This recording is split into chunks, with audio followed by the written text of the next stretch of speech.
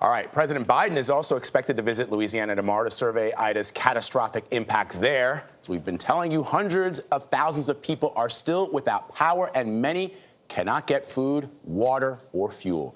Omar Villafranca is in Kenner, Louisiana. Omar, good morning.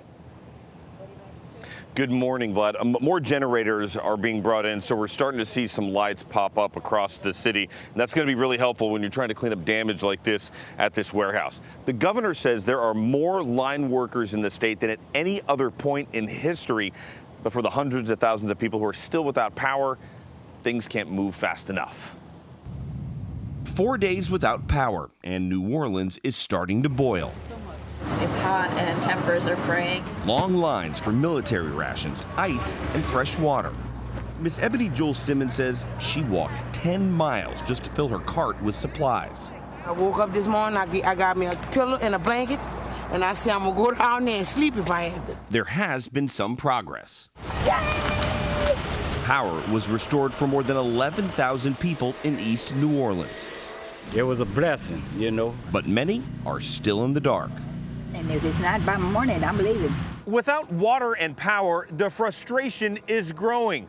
But here on Grand Isle, the residents who live here haven't even had a chance to see what's left of their island.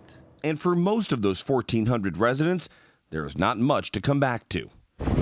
Homes were blown apart by Ida's ferocious winds. Power lines snapped and twisted. 7 miles of Barrier Island stripped of life-sustaining infrastructure. We surveyed the destruction with Mayor David Camardelle. 100% of the buildings, the homes and the businesses, major damage. 85% is total. 85%? 85 to 95% is total. We have no food, we have no water, we shut the gas off, and we have no electricity. I would have never thought there would have been. I'm sorry. I mean, you got time here, you got memories here. Yeah. Those who stayed behind have started to rebuild, and supplies are starting to arrive. But while the road to recovery will be long, Camardelle is determined to bring Grand Isle back better than ever. We're born and raised here. This is paradise. You know, as long as there's one grain of sand in Grand Isle, I'm gonna plant the American flag. I can promise you that. At last check, nearly 3,000 people were staying in about 30 shelters across the state. And in the age of COVID, that is a concern. Gayle? Oh, we feel for that man. Thank you very much, Omar.